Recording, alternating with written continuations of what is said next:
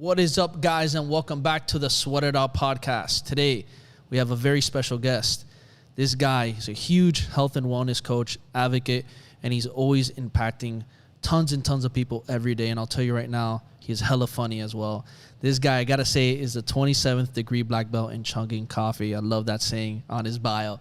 Guys, please help us welcome the one and only Jordan Syatt. What's up, brother? Thank you, man. Thanks for having me. I'm stoked. I appreciate it. Of course, man. Look, I'll tell you right now, I've been following for quite a while, and I just love the way you've positioned everything because first of all, you make your content very digestible. You make it easy to understand, and it's all things that is very important in people's day-to-day lives. So I just wanted to say that. Man, I really appreciate that a lot. I try. So thank you so much. No, of course, man. And it's super cool because, going way back to when you started to where you're at now, and how you've been able to grow, your audience and been able to do the things you're doing. I think it's really impressive, and it sets a huge example for all the other coaches out there in the industries, letting them know that, hey, you can do some really big things as a coach in the wellness space in your career.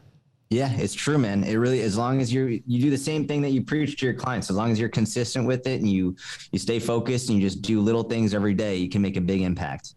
100%. So Jordan, just to kind of go backwards, what was that first experience for you as a coach? And then what led you to get into this whole world of social media? What do you mean, like the first experience as a coach?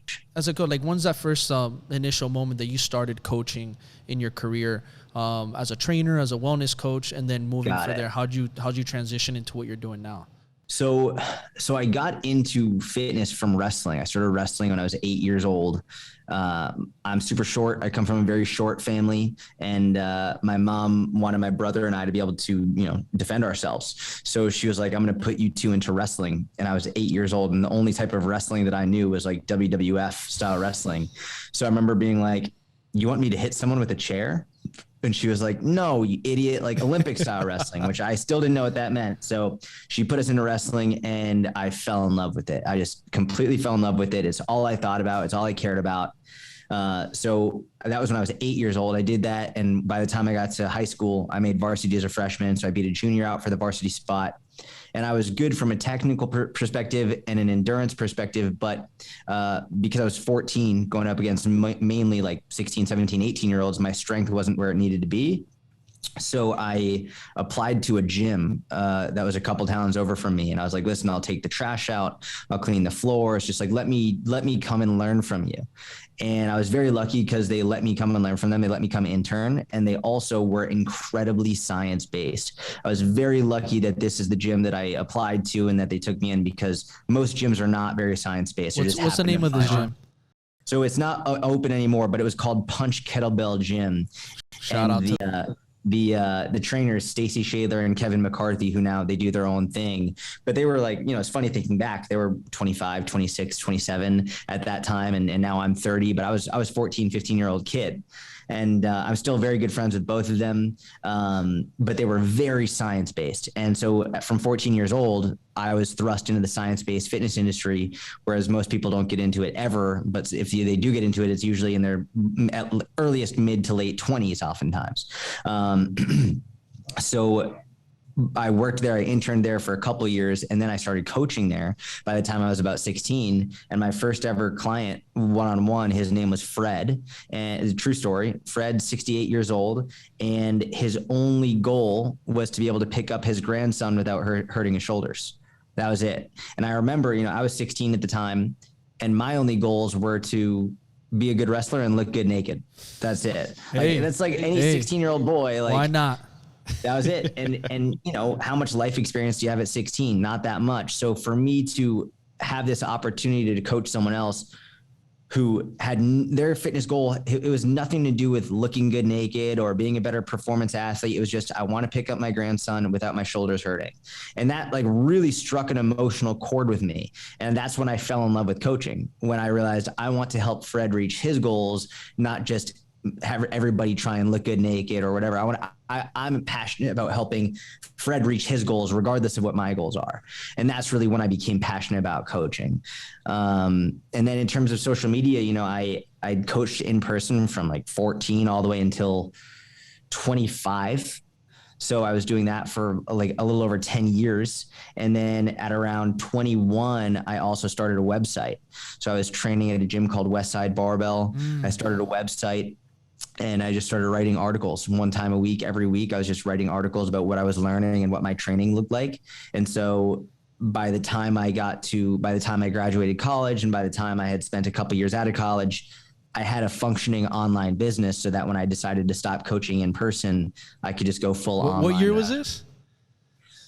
This was in 2014, I believe. I went full online. Yeah, so you were doing the online thing before it was even a huge thing yet. Yeah, I started my website in July of 2011. So I started it before Instagram existed. I started writing articles in 2011, and I wrote at least one article a week every week from 2011 to 2015. Wow. And I want to ask you, when you first started that article, how long did it take for it to really start popping off and start getting traction? Probably 2.5 years. For the first year and a half or so, the only people that read my articles were me and my mom. And I don't even think she read most of them. I got like 20 website views a day, the vast majority of which were my mom, and then a couple of which were me. And that was it for the first couple of years. It really didn't pop off for at least 2 years or so before things really started. And when I say pop off, I mean like instead of 20 views a day, it was like 200 to 500 views a day. Like it wasn't like virality. It was just a couple hundred more views. Yeah. So what kept you going though? Like, cause dude, let's be honest. Most people, 2.5 years, they see that and they'll just give up, you know? And it's so funny cause I feel like there's similarity with when I'm hearing your story and some of my story, which I'll give you a little quick highlight after, but it's like most people start some piece of content and they just expect it to pop off right away. And then when it doesn't, and then after like just even 3-4 months, you just give up. What kept you going? Like what made you realize and see the vision ahead that this was going to be the future and that this was going to work? Yeah, it's a great question. So the thing for me was I was very lucky in terms of when I started. I started it in 2011, before Instagram existed, before TikTok, before any of this stuff. And it was really before online coaching was a thing. So when I started making my website, this is probably the biggest distinction. One of the biggest reasons I was able to succeed is because I didn't know an online business was possible, right? Like I had no idea that I could make money from my website. I didn't anticipate coaching people online. I didn't anticipate people paying me. I saw the people that I admired, like Eric Cressy and Dan John and Tony Gentilcore and Joel Jamieson and Mike Robertson, all these people writing articles online. And I was like, okay, so that just must be what I have to do because that's what they're doing. So I started doing it. And for me, since I had no idea making money was a possibility, I didn't get upset when no one was paying me money because that wasn't even in my mind a reality. Like I didn't comprehend that. It was if one person liked my post or if one person wrote me a message and said, hey, that article is super helpful, that was it. That was my payment. It was worth it at that point. That's all I needed to keep going. I didn't need hundreds of thousands of followers. I didn't need to make money because I didn't know that was a possibility at the time. So I think for me, that's probably why I was able to succeed because my expectations were not like making tons of money, having tons of followers. It was just, I want to help people. That's all I want to do. And if one person was helped by an article that I spent 2 weeks writing, then it was worth it. Wow. And that was it. The other thing is, like I said, Instagram wasn't a thing yet. TikTok wasn't a thing yet. And now, not only that, and on top of that, now people want to become an online coach because they think it's going to be easy money. They think it's easy money. They can do it from wherever, blah, blah, blah, blah, blah. And they also think, well, as long as if I make one piece of content, all of a sudden I'm going to get thousands of followers and people are going to want to pay me. That's not how it fucking works. That's right. Like with a website article, you are inherently more patient because it takes so much longer to put that together. Like to take an entire week to write one article is not abnormal. But for Instagram, you can make one post very, very quickly. Even a pretty good post, you could make a pretty good post within about an hour or so. But the faster you create it, the more you expect people to go in and more quickly you expect this response. Whereas the website article, you could spend a week, 2 weeks on it and like get next to nothing. And you're okay with that. And you're not happy about it, but it's par for the course. So it's this immediate gratification that nowadays people are conditioned to expect this. I hate it when people say, oh, just nowadays everyone wants this. Like, yeah, we do, but we're conditioned to expect it based on the media that we consume. We're conditioned to expect rapid, immediate success when the reality is that's just not how it works. I agree. It's funny that you said that because, right, you get text messages instantly, so you expect a response within no later than 5 minutes. Yeah. Emails, DMs, content, all this stuff. Now you got notifications, so you can get everything instantly. And it's one of those things where it's like I always say, the three things you can never speed up, you can for sure never speed up in life, is your health, your business, and your relationships. The moment you try speeding those things up, when you actually see them crumble back down. And I'll tell you right now, with what you just shared, I think it's such a perfect example of, what you went through, not knowing that you can even make money with online, is the fact that if you're chasing only money, you're not going to be able to scale and grow in what you're trying to really do.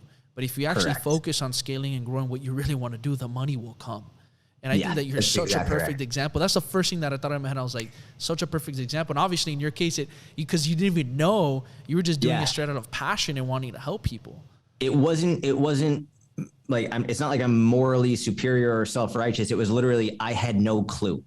Right. And that's why I think if I started today, I don't know if I'd be as successful because like, obviously, I want to start a business. I want to make money. I want to make money. It was my ignorance that led me to just focus on my passion. That's awesome. So going from there, getting these articles out, let's fast forward to now they are hitting. What was that next step? How'd you capitalize on that? And where did your life start shaping from there? So started writing articles in 2011. And, I was in college, so I was in my college dorm room and I had, I remember this one girl, Maya, being like, what qualifies you to write articles? And she was giving me shit for it. And I was like, I'm going to show this girl, just like being super mean. And it was so funny. I got a lot of shit from teachers and professors and stuff. Like I was an elite powerlifter at this point. Like I was an elite powerlifter. I was making a name for myself in the powerlifting world. And I was also a little bit cocky. So I remember like if teachers would say something that I disagreed with, like I'd be like, you're wrong, which there's probably a better way to go about it rather than calling them out in front of the class. But I'll never forget, I had written an article on Westside-Barbell's conjugate method. And we were learning about the conjugate method in strength and conditioning class. And my teacher said something that was patently incorrect about the conjugate method. And I raised my hand. I was like, that's actually not true. And he was like, well, let's Google it. So we go on Google and he searches the conjugate method. And the first article is mine that pops up. That's the best. That's the and best. The class freaked out because it was like on the big screen. They're like, oh, that's his website. And so it's like, that's when my website started to pop up on Google. See, at that moment, that's when it would have been great to have Instagram and everybody sharing that on their stories. Yeah, exactly. Yeah. So I started in 2011, but things so I had these like my roommates or house suite mates or people in the gym who would ask me to coach them. And so I would do some in-person coaching. I started the powerlifting team at my school. And so I was coaching people all throughout college as well. But I remember after about 2 years or so of writing articles and people online starting to message me and asking me if I would coach them, I would always just say, yeah, I'll coach you. And I would just do it for free because I was like, sure, I didn't know you could pay me. But I remember one day, back to that first thing you were talking about. I was coaching people all over the country for free. And one day I got a message from a woman from Brazil. And the way she structured her email changed my life forever. Her email just said, hey, how much do you charge for online coaching? No one had ever asked how much I charged before. Wow. No one had ever so I remember just sitting there. Specifically for online coaching. That's the crazy part. Right? And I was like, I was like, I don't know. So I wrote back, I was like, $300 for 12 weeks. That's just and she was like, cool. How do I pay? And I was like, oh my God. I was like, I couldn't believe it. That I was like, because when I said 300 for 12 weeks, I didn't expect her to even reply. Never mind. Like I thought if she did reply, so I'd be like, never mind or whatever. She was like, cool. How do I pay? So then I had to Google, how do I make online payments? And I found this website called PayPal.com. I was going to say Venmo, Cash App, Zelle didn't even exist. Didn't exist back then at all. So then I got a PayPal account, but I had to connect my PayPal to my bank account, which takes a little bit. Like, it's not an instant thing. So then a couple of days later, when my PayPal account was approved, I sent her the thing. And I remember I sent it to her and I was like, there's no way she's going to send me $300. Like, there's absolutely no way. And within a couple hours, I get a notification that I got $300 in my PayPal account. And I was like, oh my God, this random woman from Brazil who I've never spoken to in my life, she reads my website articles, just paid me $300. You're like, this shit works. And I was like, and so that was on a Friday. And I was like, you'll have your program by Monday. I probably spent 16 hours trying to design the perfect program and make it look really nice and give her a whole pamphlets of everything she'd need to know. Like, I couldn't believe this woman had paid me $300 that I went so far above. She got like a 10K service. She got like an unbelievable service. And even when I sent it, I was like, she's probably going to want a refund. I was like, when I finally sent it, I was like, I don't even know if this is worth $300. Like, I can't tell. I was a young kid. And so I sent it to her and she was like, this is amazing. Thanks so much. And that was it. And so from then on, anytime someone asked about coaching, I'd be like, I started charging, and my business model changed a lot over the years, but I did online coaching one-on-one all the way until 2015. And then in 2015, I added another service, which is my Inner Circle, which is like a group membership, which is basically, I got to a point in 2015 that I couldn't take on any more one-on-one clients. My service would go down. Like, I couldn't do it anymore. I couldn't take on any more one-on-ones. And there were plenty of people who were like, I can't afford one-on-one coaching, which I always hated. So I wanted a lower cost option that people could take part in, even if they weren't able to afford one-on-one. And so I started the Inner Circle. And so I did Inner Circle and one-on-one until the summer of 2017. But at this point, I'm coaching Gary Vaynerchuk. I'm doing one-on-one online coaching, and I'm doing my Inner Circle. And it was just too much. But it was very difficult for me to fully transition solely into the Inner Circle, because from a business perspective, number one, I built the entire foundation of my business off of one-on-one. So the idea of changing the foundation of my business was very scary.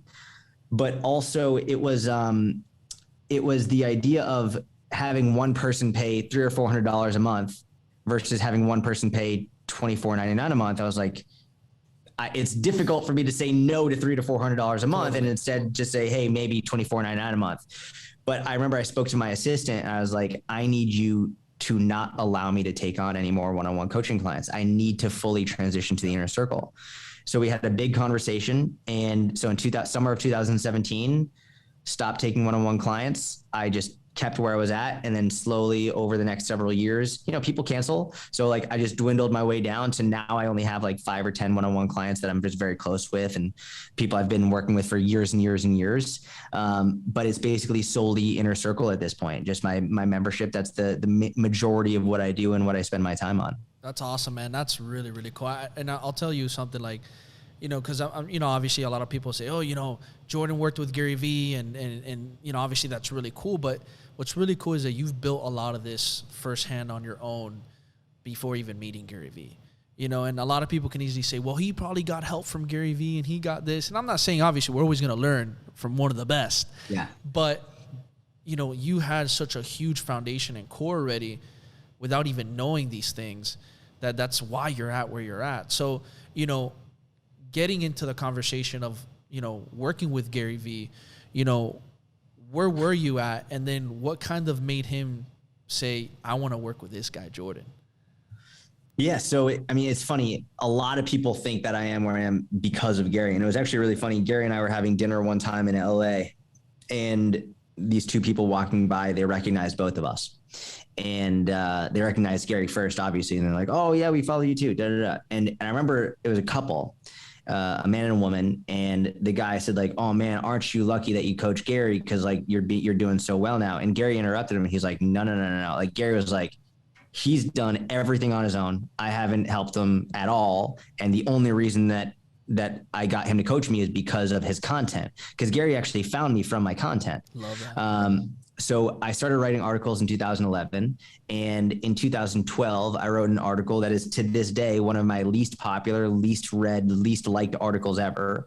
It was an article about 3 ways to improve your posture if you work at a desk. You sit at a desk all day. No one liked the article. It was like, I thought it was a good article, but no one liked it, and it was at a time when my website wasn't big or anything. But one person found that article, and he was an accountant in Chicago at the time. I had no idea who he was. We had never met. We had never spoken. But if anybody ever left a comment on one of my articles, I always replied at that time because I wasn't getting that many, and I always wanted to make sure anyone who commented, they would get a full reply. So this random guy here asked me a question on this article, and I replied to him in full. And long story short, that accountant in Chicago, several years later, he became a personal trainer and he moved to New York City. And he met Gary in New York City, and he became Gary's personal trainer. And this guy's name is Mike Viconti. He's one of my best friends of all time. We're business partners now, but he became Gary's first personal trainer. He coached Gary for 2 years. And when his 2-year deal with Gary was up, Gary said, all right, who's going to coach me now? And Mike had followed me ever since that article that he commented on when he was an accountant years earlier. Awesome. And he said, I think I know a guy. And I was living in Israel at the time. Oh, wow. And so Mike reached out and he was like, hey, man. And Mike and I were not friends at this time. We were not friends. Like, we didn't talk. Like, I knew who he was. So you guys weren't even like... We were not in communication. Wow, so it was just from that one time, him remembering. I didn't even know that Mike was the guy who left that comment. We figured this out years later. I didn't know that. Didn't think about that comment ever again until I remember asking Mike. I was like, why did you think of me? And he was like, well, I followed you ever since you answered one of my comments on your website. And then he told me that story, and I went back to that article, and that was him. And the comment is still there from 2012. Dude, that's insane. So Mike reached out, and I was living in Tel Aviv, and he was like, how'd you like to coach Gary? And I thought it was a fucking joke. And so then I flew from Tel Aviv to New York. I booked a ticket immediately, and for an interview. Basically, it wasn't a guaranteed position, but it was an interview. So I coached Gary, flew back to Tel Aviv, all within about 36 hours. My roommate in Israel didn't even know I left the country. And then 6 weeks later, I get a text message from an unknown number just saying, are you ready? And I said, who the fuck is this? Because I didn't know who it was. And then I get a reply with a shirtless picture of Gary flexing. And I was like, oh my God, I got the job. And then a week later, I moved from Tel Aviv to New York City. And I had a 3-year deal with Gary where I coached him 7 days a week for 3 years straight. No weekends, no vacations, no breaks, no nothing. If Gary was in Hong Kong, I was in Hong Kong coaching him. If he was in LA, I was in LA coaching him. If he was in Amsterdam, I was in Amsterdam coaching him. All over the world, 3 years straight, 7 days a week. That's what you call dedication, man. I think it's so crazy. And I say this all the time. That's why I'm like, man, if you really believe in a good piece of content you want to put out, it doesn't matter if it's not the sexiest, it's the most appealing, but you know it's good quality, put that shit out, man. Like, I'm a huge advocate of that because you never know. Yeah, I might not get the craziest likes, the most comments, but you never know that one person who does like it or comment it, and who they are, who they might know, and what that might do for you in the future. And it just takes that one that hits that one person like this in the gut and be like, damn, this is some good stuff. And that will do it for you. Dude, that's crazy. I didn't even know that backside of your story. Like, that's insane. Gary said to me one time, he said, you never know what piece of content is going to change your life forever. And it's the truth. Like, that article about posture changed my life forever. But number one, it was a shitty article that no one liked. And to this day, no one really likes. And it didn't really change my life until about 5 years after I wrote it, right? You have no idea, right? You don't know. So just put out more content. And that's the article you got hanging on your wall. That's exactly right. Dude, that's so cool, man. Like, to really, and I love hearing these stories because when you start looking back and connecting the dots, it just makes you really realize that how life can work in so many funny ways. And the way it can surprise you in so many interesting ways, thinking that you're you're in a whole nother side of the world and you're getting this whole opportunity on another side of the world and you having to take that leap of faith to do that as well. It's just really insane, dude. Like, that's mind boggling. So now you're working with Gary, how was that experience? And, for you, what would you say is the biggest thing you learned from working with Gary as a person, just in general? Yeah. I mean, without question, the biggest thing I learned from Gary was just watching him. I was able to see how hard he worked. it's fucking unbelievable. The amount that this guy works is unmatched by anybody ever. So something that you're like, this is inhuman. So keep in mind, by the time I was coaching Gary, I had what I considered a very successful business. I was living in Israel. I was able to travel the world on my own. Like I was a young kid. I was 25 years old, and I was like, this is it. Like, cool, very successful. And I worked hard. Like I did work hard, but like when I started coaching Gary, I saw a completely different side of hard work that I think I'm very blessed to have seen it, because I don't think many people ever get the chance to see this level of hard work. It's unreal.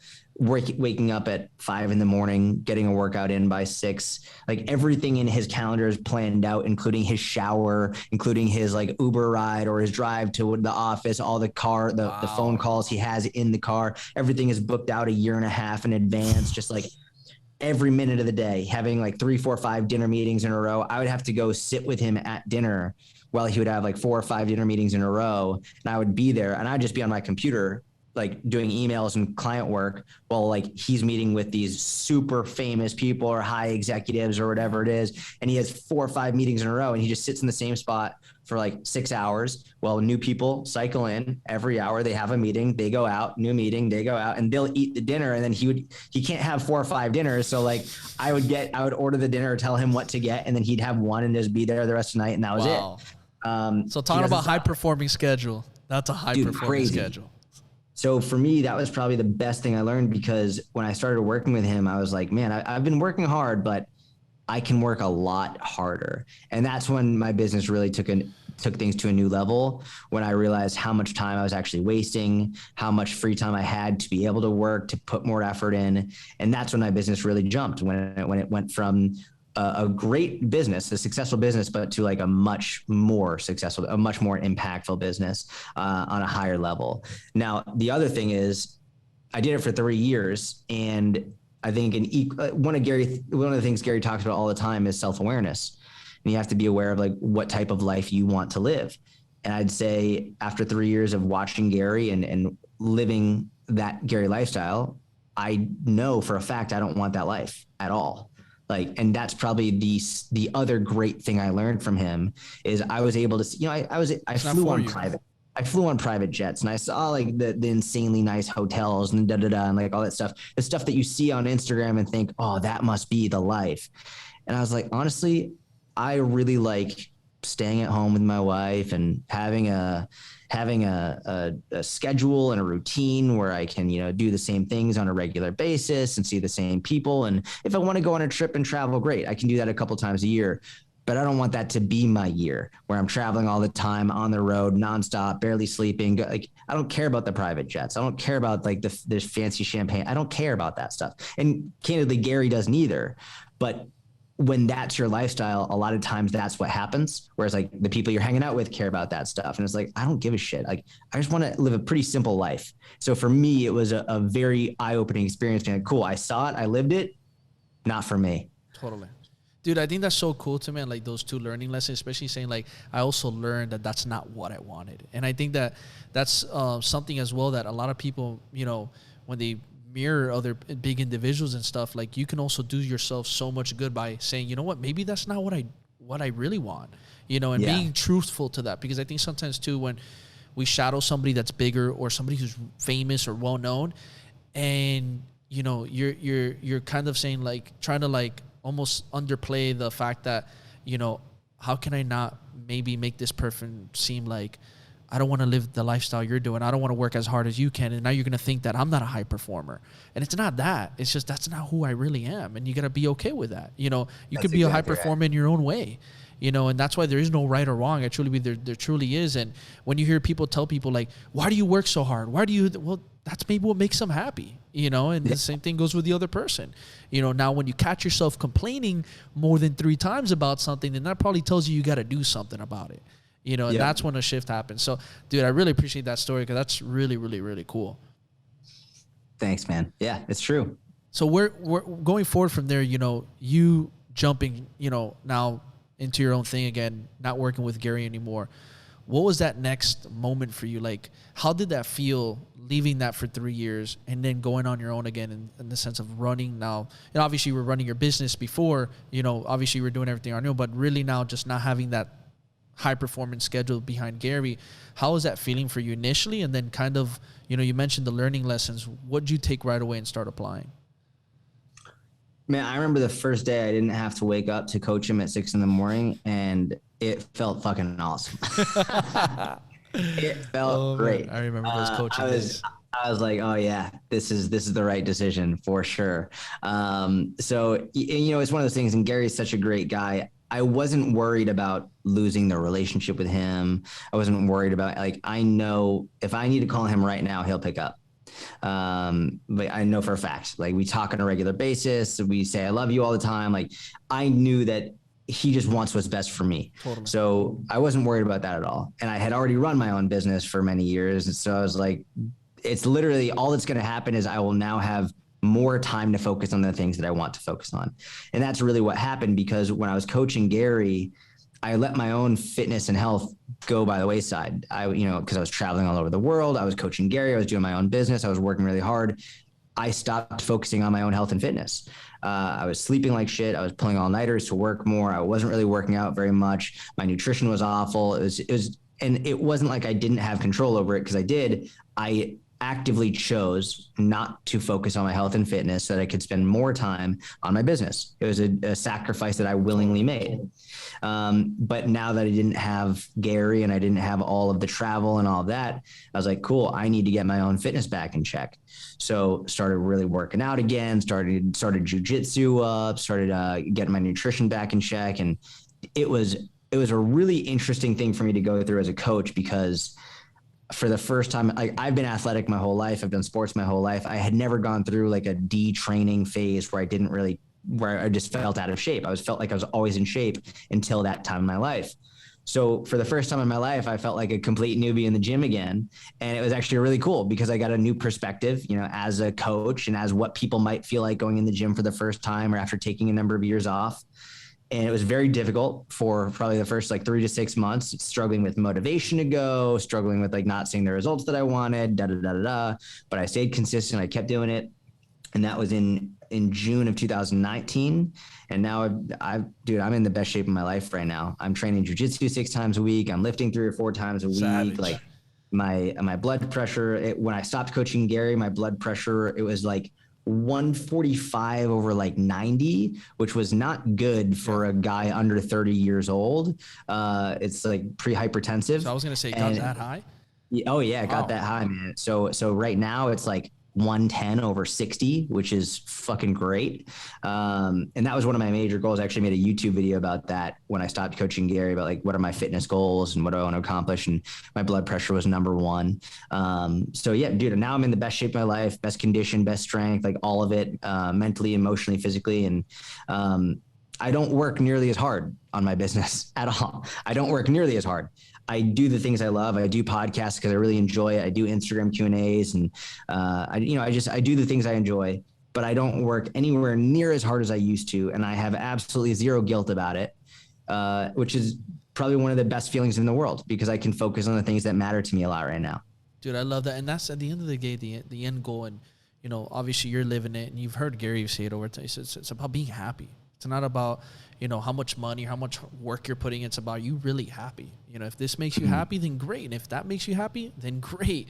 But it's really about finding that happiness inside it and making that happen. Dude, it's funny that you say that, because it's like, even looking back at my life, I used to wrestle too. I played football. Okay. And that's why I got into training. Because I was like, honestly, for me, it was like the most boring reason why I got in. I said I needed work, I needed money, and I wanted to do something that I liked. You know, so I said, oh, great, I get a free membership, I can keep working out. You know, so my mom got me a job. She was a step aerobics instructor for 24 years at Bally's. Wow. So I got my first job with Bally's, and then from there, you know, IPA Fitness, worked with Equinox, and that's where I really took my next level of education, was going through the Equinox Academy, which actually I lived in New York for 6 months and then came back to Miami. And, you know, I want to say 2011, I did the whole Instagram thing too, putting some tips. So I took it seriously. 2013, 2014, and then from there opportunities. But I just thought it was cool because there was a lot of similarity there with, you know, our story. And dude, even recently, man, like I went through a moment where, you know, when I made a shift, I decided to leave the personal training space in person and online to do business coaching and open up my agency. And I took a hit with my own health. My business went up like crazy, but I took a hit with my own health. And, you know, this last year going through my me and my ex splitting up, going through co-parenting, figuring that out. It's been a challenge, man. And it's one of those things where it's like, I was like, enough is enough. I got to start taking care of myself because this is who I am. This is my root. Like, I've always been a high performer, a competitor, an athlete, and I've always been in good shape. And it was when I started getting like, even in moments of anxiety, heart palpitations, sluggish. Like, it was a point I'm like, dude, I was like, do I have cancer or something? Do I have like, my mind was playing crazy games on me because I never felt like this before. But you know what's crazy? It made me realize, I'm like, man, if I was always very healthy and I'm feeling like this now, imagine what people really feel often. Yep. And that's what fucked me up. I was like, people are living this consistently. I was like, damn, you know, and it made me appreciate more even, you know, the importance of health and fitness and getting myself back in shape. And, you know, I saw so much correlation with that. So, you know, you on the coaching side, you know, what would you do or what would you say to a high performing individual who might be going through that journey that, you know, we went through and they're having a hard time trying to get back to maybe where they were or some place that they've never been? What are your first initial steps to be able to work with that person? Yeah, I mean, the biggest thing is I know a lot of, you know, high performing people think that they're oftentimes all or nothing people, right? It's like, I'm either going to go all in or not do it at all. That's usually a very common thing with them. Moderation is hard among these people. And that's not how it works in fitness. That's not how your health works. It's not an all or nothing game. It's not a zero sum game. It's, you know, you can add a little bit of exercise in, and it can actually have dramatic effects on your health and performance and fitness. A lot of people say, for example, a lot of people will think that walking doesn't count as exercise, it's one of the most fucking ignorant things anybody can say. And I always say that one more time. Say that one more time, louder. For people who don't think that walking is actual exercise, it is one of the most fucking ignorant things that you can possibly say. And I've always said to them, if you saw what happens on a cellular level when you just go for a 20-minute walk, you would never, ever, ever again question how impactful just walking can be for your health. If you look at, you can look at all different diets across the world. You can look at populations, their diets, their exercise protocols. You can look at so many different variables: high fat diet, low fat diet, high protein, low protein, high carb, low carb, all this stuff across the world. But if you look at across the world, all the longest living, healthiest populations, you're going to see all these different variables. But the one common theme among the longest living populations is walking. That is the one common theme among them all, right? You see Mediterranean diet, you see the Japanese diet, you see the Okinawan diet, you see Alaskan diet, you see different diets all across the world based on food availability and geographical and environmental factors, right? But the one common factor among the longest living societies and the healthiest societies is walking. That's it. And it's the easiest thing to start with too. It's not sprinting. It's not super heavy weightlifting, which I love. I'm a huge fan of it. It's not it's not the keto diet. It's not fat burning pills. It's fucking walking. That's the one common theme. And so for anybody who's struggling with where to begin or what to do to get started, I always just say, start walking at least 3 to 4 days a week, just for 20 to 40 minutes. Just go on a walk 3 days a week or so, 20 to 40 minutes. If you can do that, if you can start with that, which realistically, there's absolutely zero reason why you can't do that. You can't, at the very least, take a business call and go on a walk. I agree. Like if I'm on a call on my phone in my apartment, I will walk around my apartment while I'm on the phone. It's not that hard. There's zero reason not to do it. There's no reason why you can't. Ideally, I'd love you to get outside if you can and get some vitamin D. That'd be great. But just get some steps in. Just start walking and set some time aside to do that every week. And you can even spend time with your loved ones if you want, walking together and talking. Yeah, absolutely. Dude, it's so amazing that you brought that up, because one of the things I literally, before jumping the pod, I think it was like an hour before, I was reading some stuff up and I was doing a little video for YouTube. What are the, some of the, thought out or looked for takeover trends in fitness in 2022. And one of the things I'm surprised they put in, and it was making walking dominant again. And I was just like, yes. I was like, this is great because it's so true, and it's the easiest thing. And it's one of those things that, you know, at the end of the day, you can do other things while you're doing it. It's not that complicated. If that's your excuse, oh, well, I got to find time. No, you can do something else on a business call spend time with your wife or your friend, whatever it is, you can do it with other things or other people. So I'm glad you brought that up. Now, moving ahead of that, you know, let's say somebody's already gotten the walking process done. They're incorporating this into their lifestyle. They're seeing some changes. What would you do as a coach? What would be that next initial thing to just increase that a little bit more, you know, with their health and fitness? Obviously, there's goal-specific stuff, but what would you do from there? After walking, I'd love to start seeing people add in some strength training. I'm a huge proponent of strength training. I think it's massively underrated for both men and women. I think adding in 2 to 4 days a week of strength training, anywhere in that range, 2 days, 3 days, or 4 days a week of strength training. If you're going to go 2 days a week, you could do a full body split. So let's say, as an example, let's say you go Monday and Friday, do a full body day on both days, right? If you go 3 times a week, we'll say Monday, Wednesday, Friday, these are just examples. Then I would say do lower body Monday, upper body Wednesday, and full body on Friday. I wouldn't do 3 full body workouts. It's a little bit too much. It's hard to recover from 3 full body workouts in 1 week. So lower body, upper body, then full body on the last day. And if you're doing 4 times a week, I love an upper lower split. So let's say you're doing Monday, Wednesday, Friday, Saturday as your 4 time a week workout. Then you could do lower body on Monday, upper body on Wednesday, lower body on Friday, upper body on Saturday. And those are my preferred splits. Love that. And I always tell people too, like, don't make it complicated. Go back to the basics as well. Go back to the basics. Yeah. That's powerful. That's it. Man, Jordan, I you know, and I know you're a busy guy, and I just want to say I appreciate you once again coming on here, sharing your story, giving us this knowledge, you know, how you started, you know, and just guiding people and helping people with what you do every single day. Brother, I really appreciate your time. Dude, where can people find you? Where can people connect with you? Yeah, man, I appreciate you, man. This was a blast. Thank you so much. If anyone wants to connect with me, I have my own podcast, the Jordan Syatt Mini Podcast, Instagram, Syatt Fitness, or if you just Google my name, Jordan Syatt, you're going to find a lot. Boom, you guys heard it.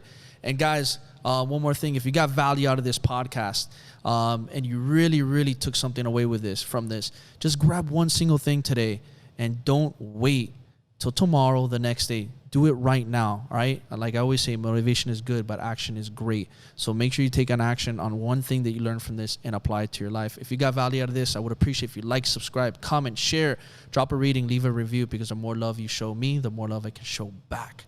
Guys, till next time on the Sweat It Out podcast.